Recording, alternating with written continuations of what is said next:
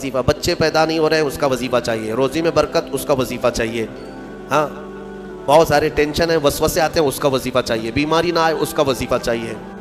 السلام علیکم رحمت اللہ تعالی وبرکاتہ۔ ناظرین، یقین ہے کہ آپ لوگ خیریت سے ہوں گے۔ اللہ تبارک و تعالیٰ کے بارگاہ میں دعا ہے کہ اللہ تعالیٰ ہم سب کو خیریت سے رکھے۔ ناظرین، آئیے ہم اور آپ جانتے ہیں جب کوئی پریشانی آ جائے، جب کوئی مصیبت آ جائے تو کیا پڑھنا چاہیے۔ آئیے جاننے سے پہلے اگر مصطفیٰ چینل پر نئے ہو تو چینل کو ضرور سبسکرائب کر لیجئے، ویڈیو کو زیادہ سے زیادہ شیئر کر دیجئے، بلکہ مفتی سلمان ندوی صاحب کا یہ بیان ہر مسلمان کو ضرور سننا چاہیے۔ اب بغیر اس کے ساتھ ویڈیو کو اپنے دوستوں تک، اپنے پریواروں تک ضرور شیئر کر دیں۔ آئیے ہم سنتے ہیں مفتی سلمان ندوی صاحب کا لاجواب بیان، ان کے سننے سے ایمان تازہ ہو جائے گا۔ آئیے سنتے ہیں مفتی سلمان ندوی صاحب کا یہ بیان۔ کسی نے آپ کو خط میں القاب لکھا، حضرت علامہ مولانا حافظ و قاری احمد رضا خان صاحب، اس میں حافظ و قاری کا بھی لقب لگا دیا۔ دوسرے ہوں تو پھیل جائیں گے کہ جتنے لقب فری میں ملے اچھا ہی ہے۔ اعلیٰ حضرت نے دیکھا کہ میں حافظ ہوں نہیں اور لوگ مجھے حافظ سمجھ رہے ہیں۔ یہ شعبان کی آخری تاریخ تھی، شاید دوسرے دن سے رمضان شروع ہو رہا تھا۔ آپ نے اس خط والے کے گمان کے مطابق اپنے آپ کو اتارنے کے لیے عزم کر لیا کہ اس کے خط کا جواب بعد میں لکھوں گا، حافظ قرآن پہلے بنوں گا، کیونکہ اس نے حافظ کہا ہے، مجھے حافظ قرآن کہا۔ تو اعلیٰ حضرت کا معمول یہ تھا کہ روزانہ رمضان میں فجر سے لے کر کے شام تک ایک پارہ یاد کرتے تھے اور تراویح میں ایک پارہ سنا دیتے تھے، یہاں تک کہ 29ویں رمضان کو یا 27 کو آپ مکمل ایک مہینے کے اندر حافظ قرآن ہو گئے۔ ایک مہینے کے اندر حافظ قرآن، ہاں ایک مہینے میں وہ حافظ قرآن ہو گئے۔ قرآن کا یہ معجزہ ہے، اللہ تبارک و تعالیٰ وہ جس کے سینے میں چاہے اس کو عطا فرماتے۔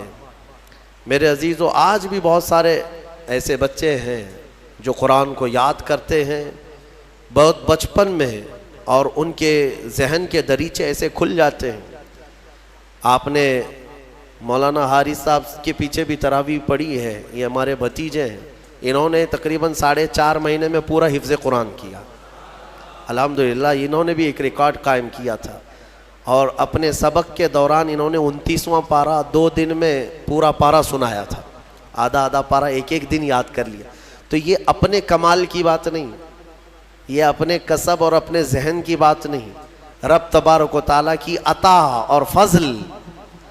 امام اعظم ابو حنیفہ کے ایک شاگرد ہیں امام محمد، یہ چھوٹی عمر میں امام اعظم کے پاس پڑھنے کے لیے آئے، داڑھی نہیں تھی، چھوٹے تھے۔ تو امام اعظم ابو حنیفہ رحمۃ اللہ علیہ کے پاس بڑے بڑے ان کے جو شاگرد تھے، علماء تھے، محدثین بیٹھتے تھے، اس میں ایک چھوٹی عمر کا لڑکا آیا ہے۔ تو امام اعظم نے ان کو ٹال دیا کہ جاؤ بعد میں، لیکن شوق اتنا تھا امام محمد کا کہ وہ ہٹنے کو تیار نہیں تھے۔ امام اعظم ابو حنیفہ نے ان کو ٹالنے کے لیے کہا کہ بیٹا میں انہی کو پڑھاتا ہوں جو حافظ قرآن ہوتے ہیں، تم حافظ ہو؟ کہا حافظ تو نہیں، حافظ بننے میں 2-3 سال لگ جائیں گے، جب تک تھوڑا سا جوانی آ جائے گی پھر سمجھ لے گا۔ کہا جاؤ حفظ کر کے آؤ۔ وہ گئے، 8 دن کے بعد پھر آئے امام اعظم کے پاس، کہا کہ حضور مجھے شاگردی میں لے لیجئے۔ کہا میں تم کو پچھلے ہفتے بھیجا تھا حافظ بن کر کے آنا، انہوں نے کہا میں پورا حافظ بن کر کے آیا ہوں 8 دن کے اندر۔ میرے عزیزو، یہ اللہ تبارک و تعالیٰ کی طرف سے انعام ہے، اور میرے آقا صلی اللہ تعالیٰ علیہ وسلم کا زندہ معجزہ ہے۔ اللہ تبارک و تعالیٰ اس قرآن پاک کی خوب برکتیں ہمیں عطا فرما ہے۔ قرآن کو نہ چھوڑو اے میرے عزیزو، قرآن کو چھوڑ کر کے آج اس قدر گمراہی آئی ہے۔ وہ زمانے میں معزز تھے مسلمان ہو کر، آج ہم خار ہیں تاریک قرآن ہو کر، قرآن کو چھوڑ کر ذلیل ہیں ہم۔ قرآن کو چھوڑنے کی وجہ سے یہ ساری آفات ہیں۔ اور پچھلی قوموں کے بارے میں قرآن میں اللہ تعالیٰ نے فرمایا اللہ تعالیٰ ان سے فرمایا خذوا ما آتیناکم بقوہ، ہم نے جو تمہیں دیا ہے وہ مضبوطی سے پکڑو. یعنی یہودیوں کو تورات دی گئی تھی، بنی اسرائیل کو زبور دی گئی تھی، اور ہر ایک امت کو یہ کہا گیا ہے کہ مضبوطی سے یہ کتاب تھامے رہو. جو اللہ کی کتاب اتری ہے یہ صرف اور صرف جھاڑ پھونک کے لیے نہیں ہے، یہ تمہاری پوری زندگی کا دستور آیا ہے. ہاں کل کیا ہونے والا ہے یہ قرآن میں پڑھو، یہ بے خبر نجومی تمہیں کیا بتائیں گے. قرآن عظیم تمہاری زندگی کا پورا دستور العین ہے. اس کو چھوڑ کر کے ہم ادھر ادھر کی آج ٹھوکروں پر مجبور ہو چکے ہیں. میرے عزیز و حیرت ہے ہماری قوم کو، طوطے کے پاس جا کر کے اپنا بھوش پوچھتے ہیں چٹھی نکال کر کے کہ میرا بھوش کیا ہونے والا ہے. وہ بھی سڑک چھاپ آدمی جو طوطا لے کر کے خود سڑک پر بیٹھا ہے، وہ لوگوں کا مستقبل بتا رہا ہے. ہائے یہ اس کی بیوقوفی نہیں ہے، اس کے پاس جانے والے کتنے بڑے بیوقوف ہیں. مستقبل تمہارا بتا رہا ہے اور خود جو ہے سڑک چھاپ بنا ہوا ہے. ہاں ساری دنیا کے مستقبل بھوشمانی کر رہا ہے، لکیریں پڑھ رہا ہے، اور خود کی لکیر شاید پوری مٹی ہوئی ہے. عقل ہے یا نہیں ہے جو لوگ اس طرح کی جگہ پر جاتے ہیں؟ میرے آقا صلی اللہ علیہ وسلم نے فرمایا من اتا بکاہن فقد کفر بما انزل علی محمد، جو کسی کاہن جوتش کے پاس گیا، میرے آقا فرماتے ہیں اس نے محمد کا انکار کر دیا صلی اللہ علیہ وسلم. محمد صلی اللہ علیہ وسلم پر جو کچھ اتارا گیا ہے اس کا اس نے انکار کر دیا. کیوں جاتے ہو؟ قرآن تمہارے پاس سب سے بہتر کتاب ہے. قرآن عظیم ساری چیزیں تمہارے پاس. اللہ تعالیٰ نے فرمایا وَلَا رَطْبٍ وَلَا يَابِسٍ إِلَّا فِي كِتَابٍ مُبِينٍ، کوئی خشکی اور کوئی تری کی بات ایسی نہیں ہے جو ہم نے قرآن میں بیان نہ کیا ہو، سب ہے قرآن میں. اور جو جس طرح سے اس سے فائدہ اٹھائے گا وہ اس کے ظرف کی بات ہے. میرے عزیزو کم سے کم آج اتنا تو کرو کہ تلاوت تو کثرت سے شروع کر دو. حدیث میں ملتا ہے کہ اگر لوگ آتے ہیں ہمارے پاس وظیفے، اس کا وظیفہ، بچے پیدا نہیں ہو رہے ہیں اس کا وظیفہ چاہیے، روزی میں برکت اس کا وظیفہ چاہیے، ہاں بہت سارے ٹینشن ہیں، وسوسے آتے ہیں اس کا وظیفہ چاہیے، بیماری نہ آئے اس کا وظیفہ چاہیے. وظیفے اس پر انہی سب کے چکروں میں پڑے ہوئے. حالانکہ حدیث میں ہے کہ قرآن کی تلاوت تمہیں سارے ذکر سے بے نیاز کر دے گی.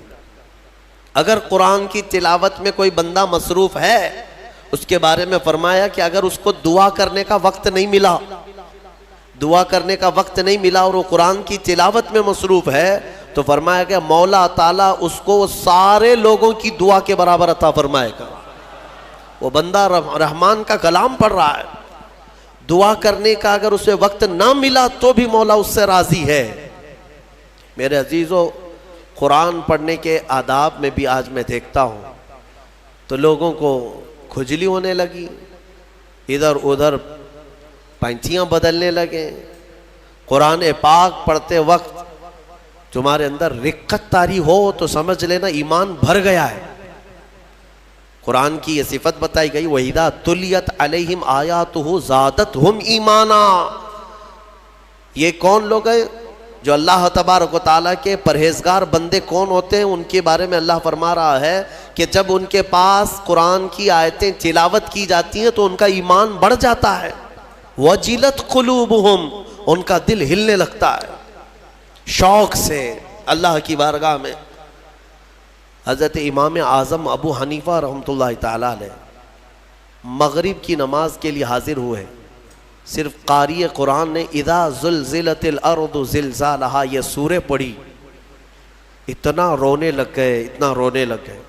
اس میں قیامت کا ذکر ہے کہ یاد کرو کس چیز کو؟ جب زمین ہلا دی جائے گی، وَأَخْرَجَتِ الْأَرْضُ أَثْقَالَهَا، اور زمین کے اندر کی ساری بوجھل چیزیں نکال دی جائیں گی باہر، زمین سب اگل دے گی. اور سورہ قاریعہ میں اللہ نے فرمایا یوم یکون الناس کالفراش، لوگ اس دن پتنگوں کی طرح ہوں گے، اڑ رہے ہوں گے. وَتَكُونُ الْجِبَالُ كَالْعِهْنِ، اور پہاڑ روئی کے پھاہے ہوتے، روئی کے اس طرح پہاڑ جو ہے ہواؤں میں اڑ رہے ہوں گے، پورے بڑے بڑے پہاڑ روئی کے پھاہے کے طرح اڑ رہے ہوں گے۔ اللہ نے قرآن پاک میں جو قیامت کے تذکرے فرمائے، امام اعظم ابو حنیفہ صرف سورہ زلزال پڑھتے رہ گئے، عشاء کا وقت آیا، عشاء پڑھی، پھر کھڑے ہو گئے، صرف یہی اذا زلزلت الارض زلزالہا اسی میں رہ گئے۔ اتنا روتے کہ ان کی داڑھی سے آنسوؤں کا پانی ٹپ ٹپ ٹپ گرنے لگا مسجد کے اندر۔ آپ کی عمر اس وقت قریب 70 سال کی ہے، قریب 70 سال کی۔ میں بتاتا ہوں، جس امام اعظم نے 4000 ختم قرآن کیے ہیں، 5 لاکھ حدیثیں انہیں یاد ہیں، 1000 سے زیادہ بڑے بڑے محدث شاگرد پیدا کیے اور لاکھوں مسائل کا حل بیان کر دیا، امت پر اتنا بڑا احسان ہے۔ وہ امام اعظم ایک سورہ پڑھ کر کے رات کے وقت کیا کہہ رہے ہیں جانتے ہیں؟ ان کے ایک شاگرد ہیں مسعر، وہ کہتے ہیں میں رات کے وقت جا کر دیکھا میرے استاد ابھی تک کھڑے ہیں، مغرب میں جو گئے تھے ابھی تک کھڑے ہیں۔ آدھی رات گزر گئی تو وہ دروازہ کھول کر پیچھے کھڑے ہوئے تو امام اعظم ہاتھ پھیلا کر یوں رو رہے تھے اللہ کی بارگاہ میں کہ اے مولا، قیامت کے دن اگر ابو حنیفہ کی بخشش ہو گئی تو تعجب کی بات ہے، اللہ، ورنہ مجھ جیسا آدمی بخشے جانے کے قابل نہیں۔ امام اعظم کہہ رہے ہیں میری بخشش ہو گئی تو تعجب کی بات ہے، جس نے 4000 ختم قرآن کیے ہوں، اور پھر یوں کہتے ہیں مولا میرے پاس بخشے جانے کے لائق کچھ ہے نہیں سوائے سفید داڑھی کے، اور تو نے فرمایا ہے کہ سفید داڑھی والے کو عذاب دینے میں مجھے حیا آتی ہے، مولا میری سفید داڑھی کو دیکھ کر مجھے معاف کر دینا۔ یہ قرآن میں محو ہونے والوں کا انداز ہے، اور ہمارے ہاں برسوں ہو جاتے ہیں ہم خوف الہی سے نہ روتے ہیں نہ ہی ہمارے جسم ہلتے ہیں۔ ہمیں کس چیز کا غرور ہے؟ ہمیں کس چیز سے اطراؤ ہے؟ کیا ہے ہمارے پاس؟ دنیا کے جو سب سے اچھے لوگ تھے وہ صحابہ تھے۔ ایک بار وہ زور سے ہنس رہے تھے تو میرے آقا نے صرف ان کو اتنی بات پر پوچھا کیا تم سبوں نے قیامت کی تیاری کر لی؟ اللہ، تو اتنی زور سے ہنستے کس بات پر ہو؟ صحابہ ہنسنا بند کر دی ہے، اور ہمارے حال یہ ہے نہ وضو ڈھنگ کا ہے، نہ قرات ڈھنگ کی ہے، نہ نمازیں ہو پائی ہیں، کچھ نہ ہو کر کے بھی ہمارا سینہ چوڑا کر کے ہم زمین پر گھوم رہے ہیں۔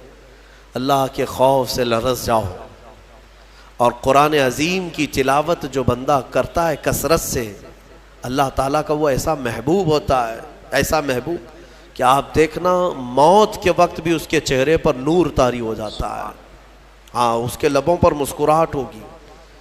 قرآن کثرت سے پڑھنے والے کی روح آسانی سے نکالی جاتی۔ ناظرین، مفتی سلمان عزیز صاحب کا یہ بیان کیسا لگا؟ کمنٹ باکس میں ضرور لکھ کر بھیجیں۔